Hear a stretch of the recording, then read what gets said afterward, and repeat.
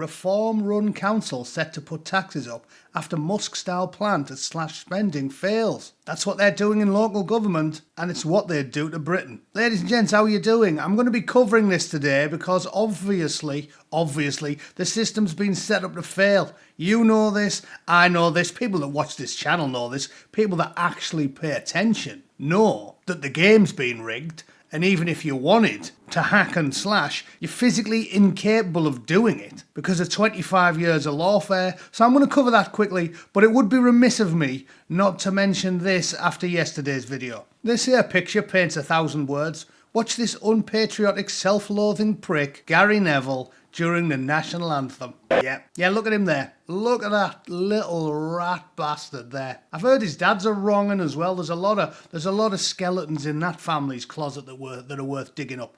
But yeah, proved me right, didn't he? Absolute weasel. Brainwashed, indoctrinated by a malevolent cabal of globalist sociopaths who want you to hate yourself. All the things that England has given to the world, and everyone lucky enough to be born and raised there should appreciate what they were gifted. I can't believe that. I cannot. Even if you're not a royalist, you're playing for your country, have some enthusiasm. Look at his face. I had a more enthusiastic wank in Afghanistan, and we weren't allowed to take any jazz mags over there. I was pulling myself off over the back of a bottle of Vosine.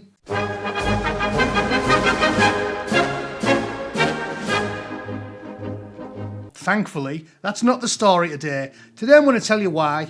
Until a right-wing party gets a 400-seat majority in the UK, your life is going to get more and more miserable. More poverty-stricken, more chance of your kids getting fingered on the way to school, and more chance of you having to live off a diet of noodle doodles and puddle water. The game is rigged, ladies and gentlemen, and I'm going to tell you why. The internet is replete with stories like this today. Reform-run council's going to put taxes up. The Musk-style plan to slash spending has failed. It's what they're doing in local government, and it's what they do to Britain. Yeah, it's what they do to Britain because you rat bastards have made it impossible to cut anything. Essentially, what the deep state has done, what the reptiles that Tony Blair and Gordon Brown and David Cameron installed and packed the corridors of power with in the UK, what they've done, this collection of sloshing human portaloos, is written into law myriad goods, services and entitlements that no local government can get rid of. And obviously the lefties are running with it, and obviously that's why today it's all across the news. Kent is down to the bare bones, says Care Chief amid council tax rise fears.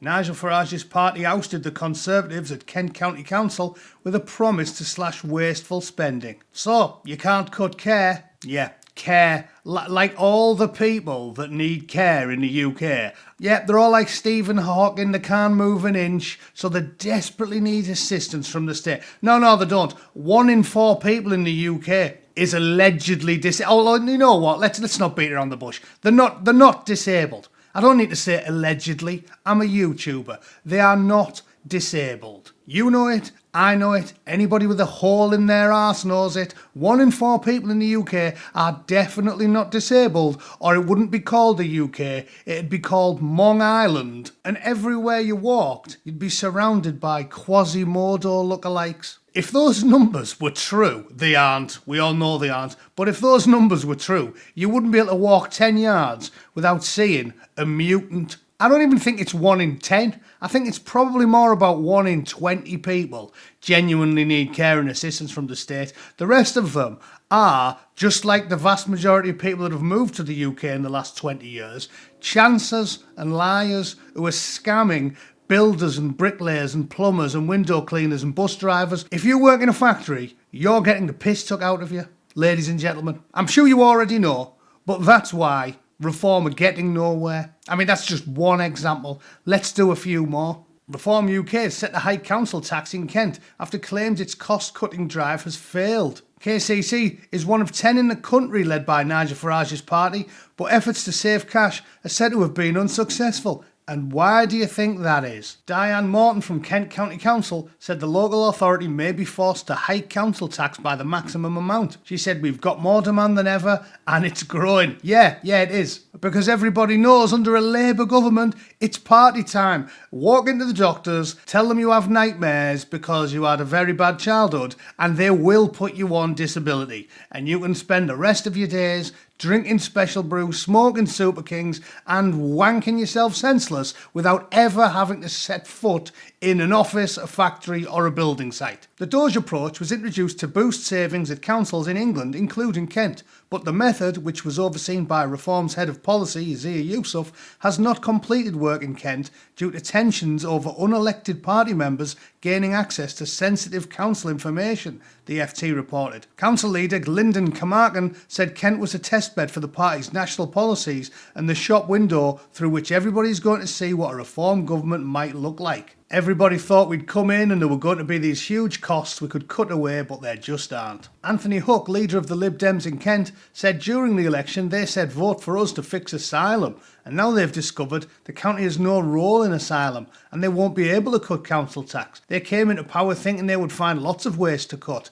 and they haven't identified any. Yes, because the county has no role in asylum. Thank you for that tidbit of information, my limp-wristed, woke, liberal Democrat chum. We knew that was the problem, didn't we? Look what happened in Epping. The people wanted rid of them. They got an injunction so they could get rid of them, and the government went, no, these left-wing lawyers are telling you, you filthy working-class scum, you will accept the diddlers, and there's nothing you can do about it. So suck my festering left one, poor people. Send your kids past the gang of 78 Somalian men on the way to school because Tony Blair thinks it's a good idea and he's zipped up the civil service tight as a mosquito's arsehole, so there's nothing you can do about it. And I mentioned Brexit and the EU because it is related. It is related. The people of England enjoyed sovereignty and they enjoyed a good quality of life and human rights long before the European Court of Human Rights, nay, the EU as an entity,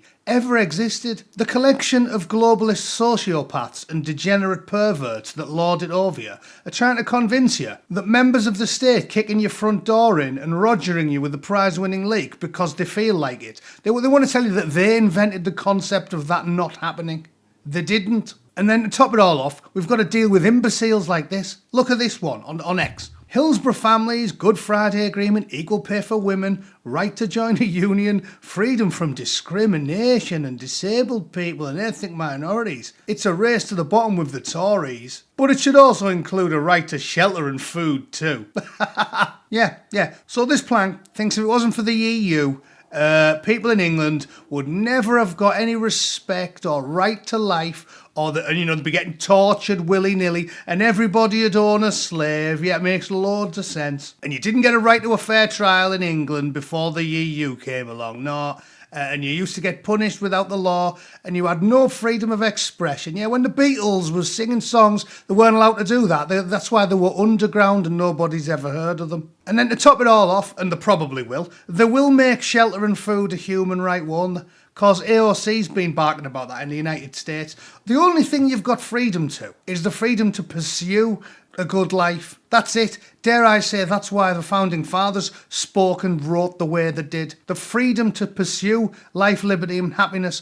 To sit there with the self-awareness of a goldfish in a hijab and claim that the right to life came from the EU, or that you have the right to shelter and food. Two things that are actually quite hard to provide if you actually think about it. Farming's a little bit difficult. Building houses is hard work. If these woke lunatics, AOC's sheep teeth's doing it over here, but they've took over the loony bin in England, if they make these rules saying everyone has a right to shelter and food, and they basically have, which is why Reform can't cut anything, then guess what?